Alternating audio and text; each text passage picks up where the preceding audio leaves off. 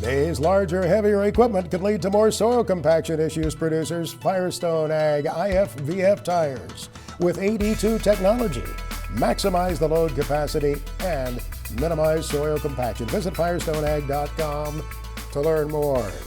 Yeah, it's hard not to talk about the markets with Brian Basting without talking about weather as well. We'll talk with Greg Solier a little bit later on in the forecast. Drought monitor map, I noticed again, has very impressive geography in the United States in drought. Now, I know if you're worried about replenishing water supplies in a farm pond or having available water, it's a concern. To crops, does it really matter? I mean, I have to ask, after these recent yields of 2023, does the wintertime soil moisture really matter anymore? You know, it's a great point, Max, because we certainly saw the corn and soybean yields respond to these less than favorable weather conditions. They responded to genetics in 2023. But back to your original question, I think we really have to highlight that out west we've had back-to-back droughts in Kansas, Oklahoma, tough wheat yields out there.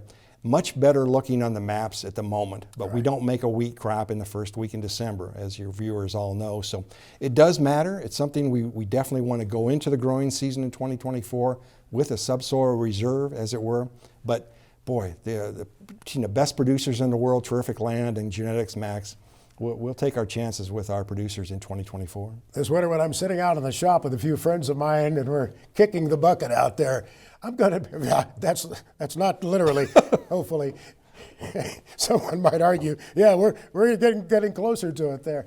When we're really talking about this crop situation, and Chad Colby and I were talking off the air a few minutes ago about these yields that occurred, is it really going to minimize the opportunity for farmers somewhere down the road before long, as traders will say, wait a minute, we've weatherproofed this crop in the United States. We get lousy weather in June, day after day, week after week, and we still get tremendous yields.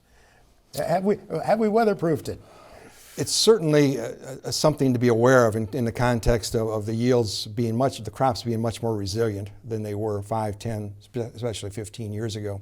However, I'd remind the viewers, Max, that the world markets now are so closely tied to price, whether it's what's happening in South America, whether it's what's happening in the Black Sea, whether it's what's happening in China.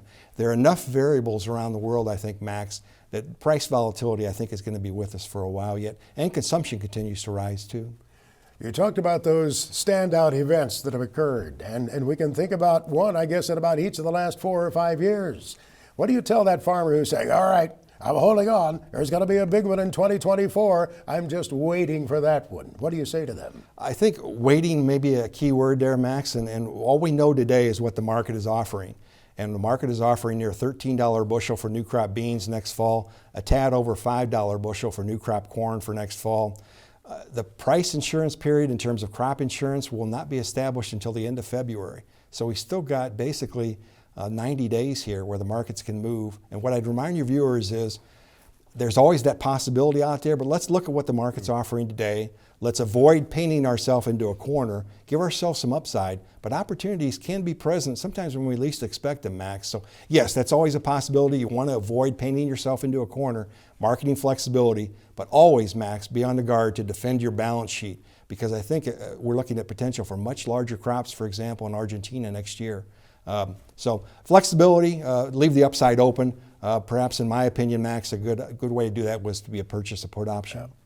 In the final seconds here, ahead of that supply-demand report coming up in the days ahead, what do you think we'll see there? Anything that might provide a kind of a lift at all? I think the focus, Max, South America, what USDA will do with Brazil production. Also, Max, what USDA may or may not do with China. Finally, very importantly, will USDA continue to embrace its corn export forecast? Seems a bit optimistic to us at the moment.